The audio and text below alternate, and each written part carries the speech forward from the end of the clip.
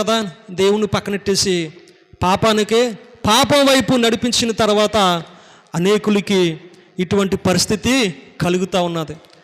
మామూలు విషయం అండి, 200 పై మంది అంటేనే మామూలు విషయము కానే కాదు. ఎంత వ్యాధి తీవ్రతంగా ఉన్నా సరే దైవ భయం ఏమైనా కలిగి ఉన్నదా స్త్రీకి? భయమే లేదు. దైవ భయం కలిగి ఉంటే కనుక అటువంటి వృత్తి ఎందుకు చేస్తుందామే? వృత్తి అటువంటి వృత్తి చేయదు. అవసరమైతే కడుపన్న మార్చుకుంటుంది. కానీ భయం లేనటువంటి వారు, భక్తి లేనటువంటి వారు లోకంలో పడి తిరుగుతూ ఉన్నారు. అపవాది వాళ్ళని మోసగించింది. అపవాది చేత వాళ్ళు పీడించబడతా ఉన్నారు. వారు బంధకాల్లో ఉండిపోతూ ఉన్నారు.